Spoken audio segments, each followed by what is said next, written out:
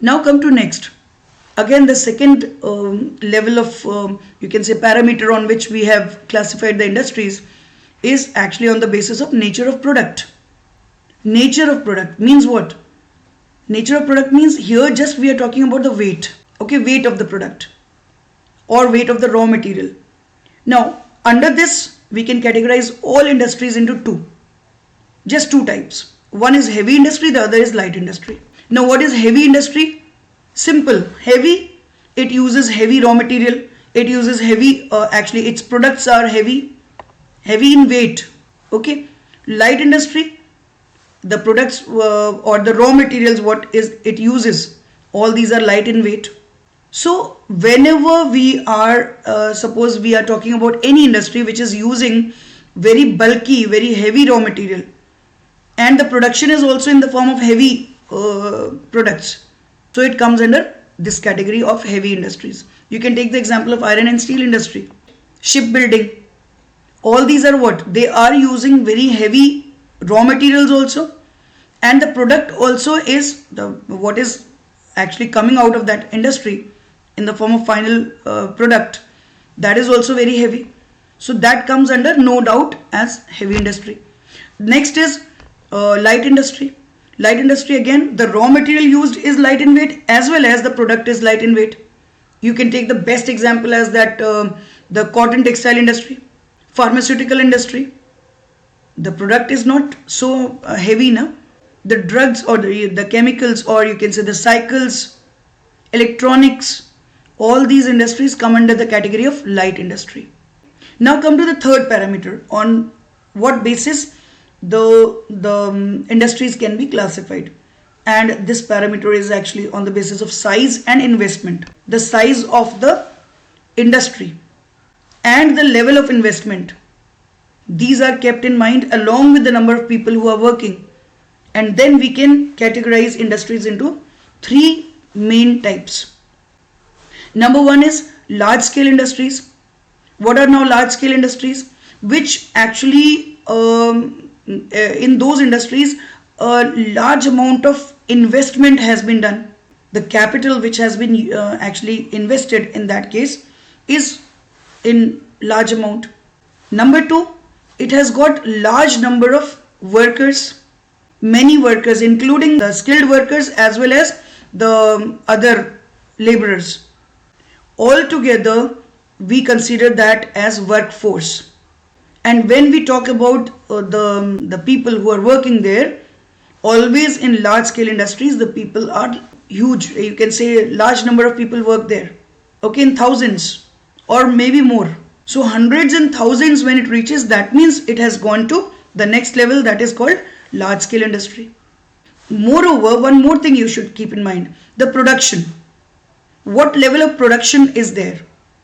And the production level actually decides that what type of industry it is. Number one is the investment. Number two is the number of people who are working, production, as well as the area, what it covers. So keeping all these things in mind, when we categorize the industries into different categories, number one comes the large scale industry. Now let's talk about the next one, medium scale industry. In this, comparatively as compared to the large scale, you will find the investment level has become less, the land area covered has become smaller, and the number of people who are working, they also are less than the large scale industries. Moreover, the total production is also comparatively in small quantity. It is less than the large scale industries. So this is considered as medium scaled. It is neither large scale nor it is small scale. It is medium. Now when we talk about the in this medium scale industries, you will find suppose the paper mills and all. Paper mills, or which other industry you can take. Paper mills, then cycle industries, all these come under this category. Okay, pharmaceutical industry, that comes under this category. Now the next one, small scale. Small scale industries are basically such industries where you will find the total amount of investment is very less. People are very few in number who are working there, and the total production also becomes comparatively less. area wise it covers a smaller area. So all these things, when they come together, that forms a small scale industry. And which examples we can give in this case? Suppose a few people have come together and they are individually they were doing some embroidery work. They have come together and they have started doing that work as a group. So that the industry which will develop as a result of that will be a small scale industry. And what industry is developing there? That is the embroidery industry, or you can say the weaving industry, or the food processing. So these all are coming under small scale industries. Then the next classification is on the basis of ownership. Again, an important classification. Now under the ownership, suppose any industry which is owned by any government. Government means it can be any of the state governments, it can be a central government. Any government has got the full control over that industry. That will be called as a public sector industry. Again, I am repeating, when any industry is totally under the control of any government, it can be the state government or it can be any central government. In that condition, that particular industry is called as public sector industry.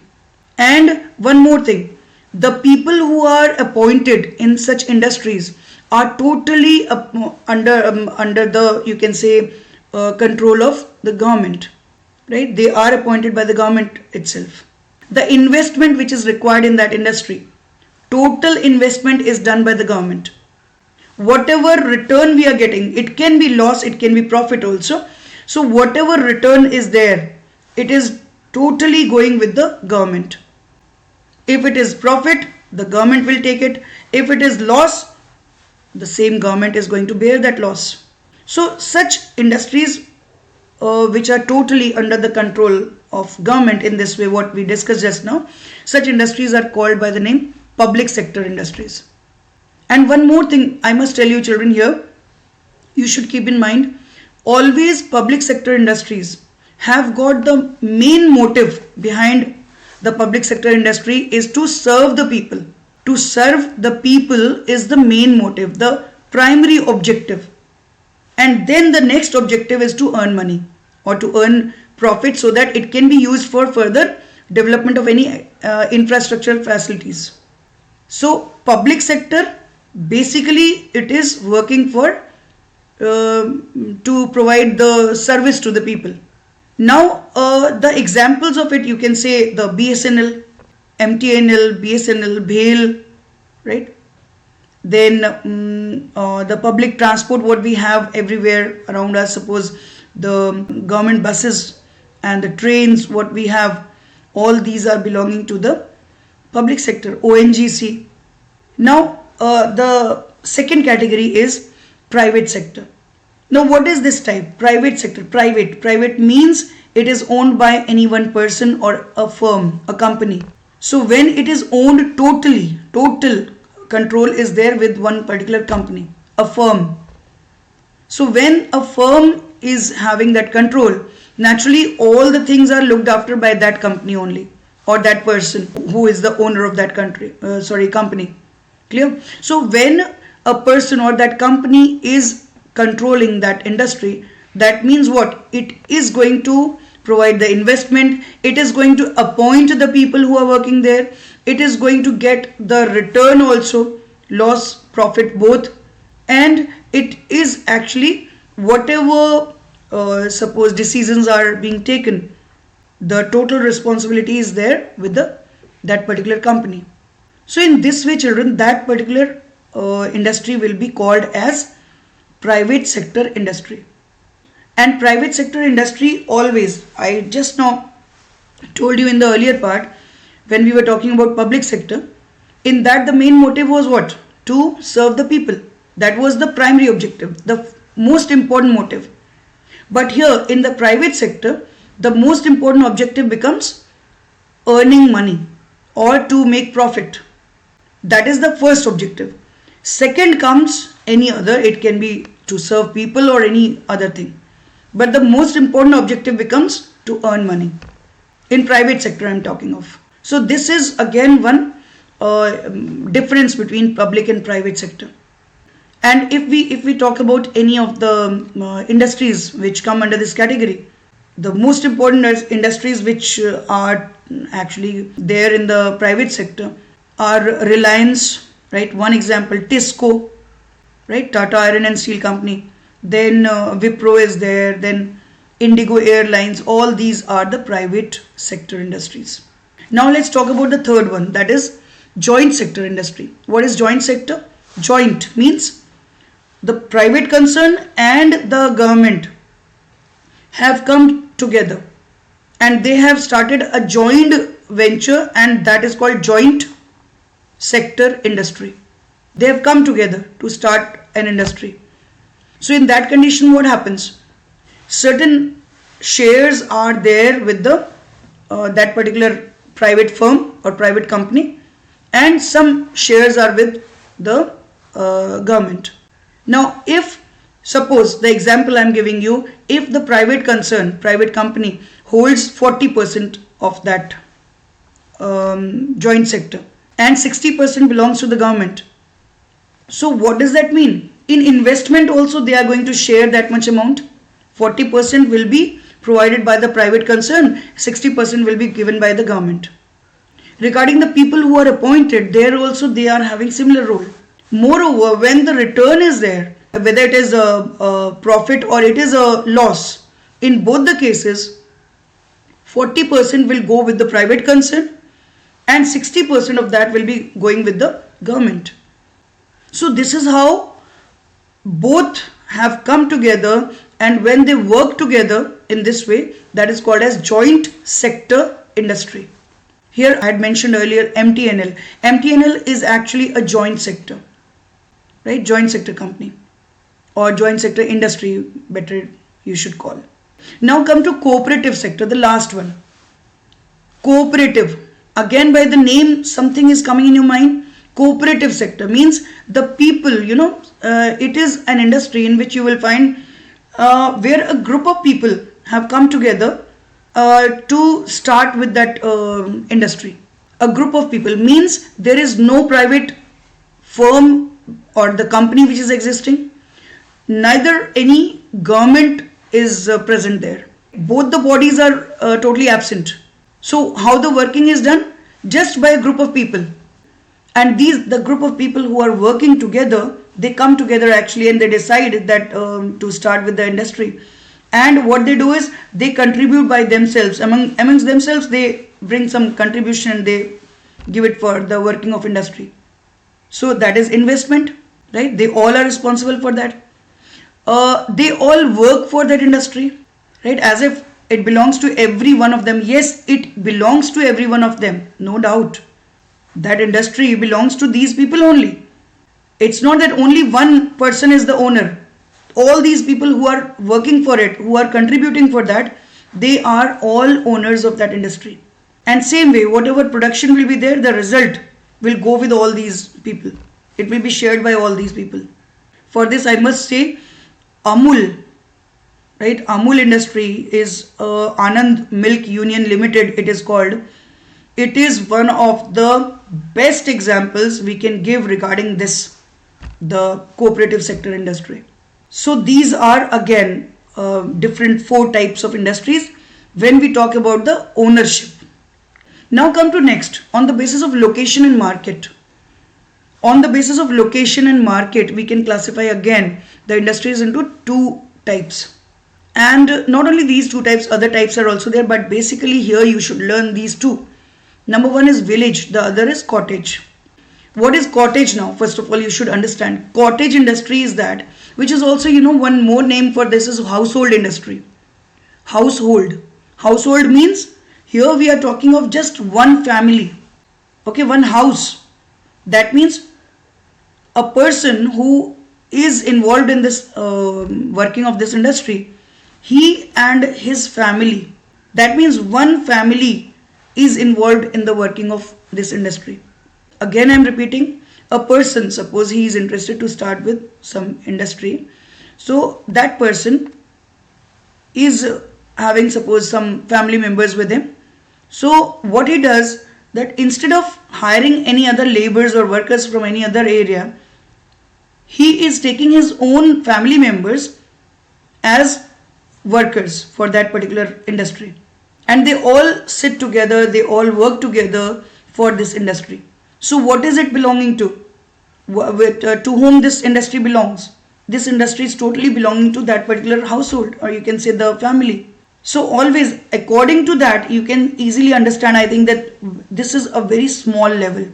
That means you must have seen also many times when on the sides of the road you find the people who are selling the baskets, the baskets made by the bamboo and all. So these people, or you can say the carpet weaving also, several places you'll find carpet weaving is done, or the shawl making in certain northeastern regions, you will find shawl that is actually made by the people there. So all these are what? These are belonging to this type, that is cottage industry. So what are the important things you should learn? Cottage industry is also called as household industry, and it is actually related to one particular family. The people belonging to the same family, they come together and they work for it. Investment, whatever amount of investment they can do, they just do it by themselves. So naturally the return, whatever return is there, that will be totally coming back to the same family. Machines are not used.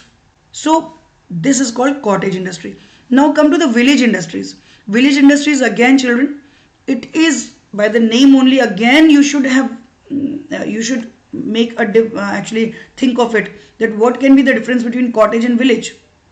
Cottage is one house, village, the entire village is coming under this, no? Yes, that means what? The industries which are coming under this category, these industries have got the people who are working for it, they belong to the same village. Okay, not only one house or one family, they belong to the entire village. One thing. Second thing, the area what they cover for that industry is within that village. The investment done by all the people, the different people from the same village. Return, again it is shared by the same people. And for this, the examples you can take, suppose pottery making, pickles and all, or the handloom or the khadi, you can say. These all are the examples of village industries. Now come to next the classification. Next classification is that of on the basis of finished products or functions. Now on this basis, if we categorize the industries, we are getting 4 different types again. Now what are these 4 types? Number 1 is basic industry. Basic industry, the base. It is forming the base of the economy. So if we talk about any industry which is such an important industry for the entire economy, what can come first in our mind? Iron and steel? Yes. So iron and steel is just one example, but iron and steel industry is the best example in this case you can give. That means what? Iron and steel industry, petroleum industry, these are such which actually, if these industries are not there, just for a moment you think of it, that these industries does not exist, what will happen? No other industry we can imagine. Because for the working of other industries, these industries have to be there. The other way, let me tell you, the other industries depend on these basic industries, and that's why these are called as basic industries. Now come to next one, secondary or consumer industries. These are naturally consumer goods are produced in it. That means when suppose any raw material is being used and it is converted into finished goods, and these goods are ready to be used by the people. So that industry is then called as consumer industry or the secondary industry. Paper industry, then sugar industry, then textile industry, or you can say even the food processing industries. All these come under this category because the consumers are directly using it. Then come to next, that is tertiary. Tertiary is the group of industries which actually provide services to the people. These are based on the public utility based services. You can take the example of railways, right? Railways are not producing anything, no? There is no finished goods which are coming out from the railways. neither from any of the transportation means or banking, post and telegraph, or the hospitals. These are what? These are actually the industries which are providing the service to the people. So all these come under the category of the tertiary industries. Now come to the next one, that is ancillary.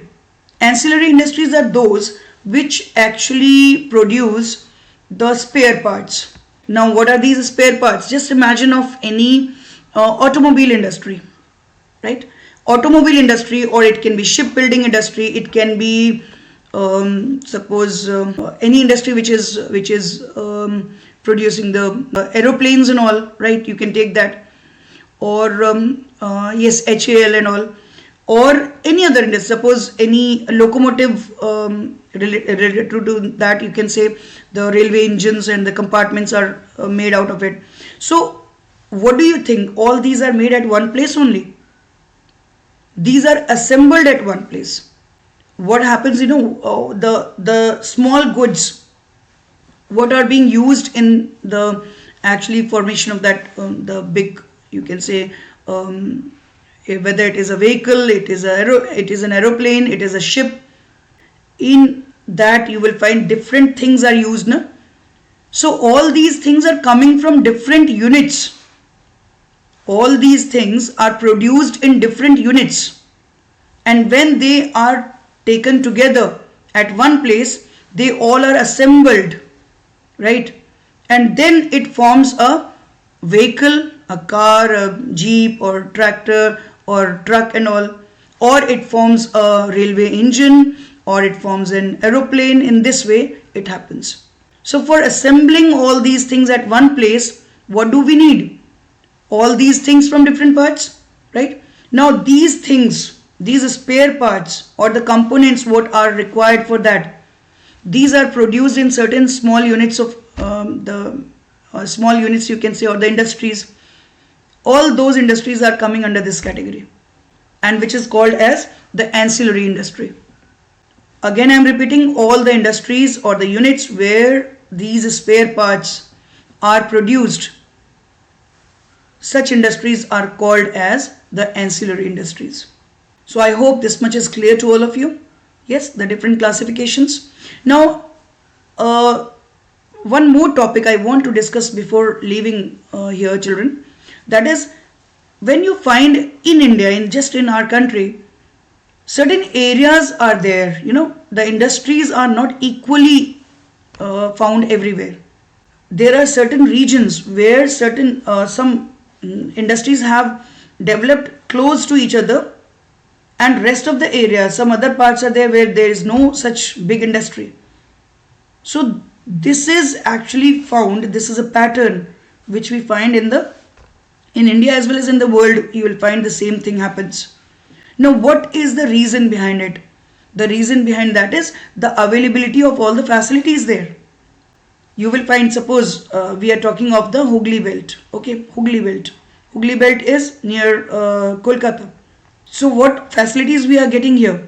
We are getting cheap labor. We are getting suppose basically it is having large number of jute mills. So the raw material is available there only. Jute producing area is actually lying within that region only. Moreover, the climate is quite favorable, right? Water availability is there because of lying in Kolkata region, that belt. So it gets various banking facilities also. So in this manner, children, and moreover, transportation facility. Kolkata is well connected with the other cities of India, and along with that, it is providing the port facility also for the export of materials to the other countries. So all these things are available at one place or a few places close by, and that leads to the development of certain industries which flourish within that area, taking benefit of all these facilities. Then it develops into an industrial region. When we find a few industries have developed within a region, and they are using all the facilities there, so that develops into an industrial region.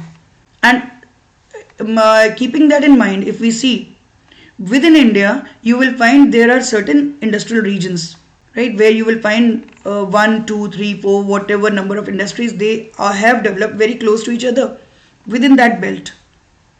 So what are those regions within India? You will find number one is okay. Let's talk about the Hooghly. Hooghly region is number one. Number two is Chota Nagpur region.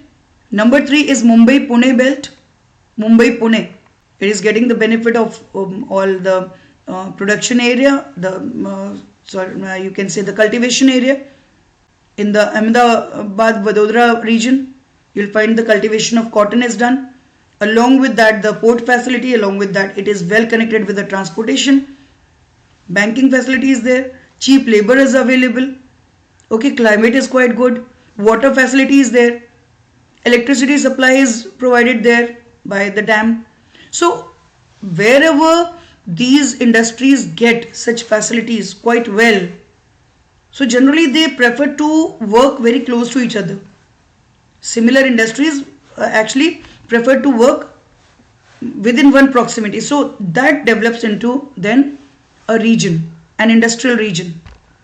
Such a region is Ahmedabad Vadodara region also. Then Chennai, Coimbatore, Bengaluru region. Again, basic industry which has developed in this Bengaluru, Tamil Nadu region is actually the IT sector, electronic industry. And for that, the Silicon Valley is well known for that within India. Bengaluru, okay. Then Chota Nagpur Plateau region is basically known for the iron and steel industries. Along with that, the aluminium industries developed there.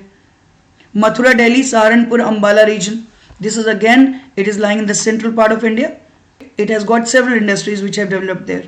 So, keeping all these things in mind, we can categorize the entire India. You will find different regions have developed. Okay, industrial regions have developed.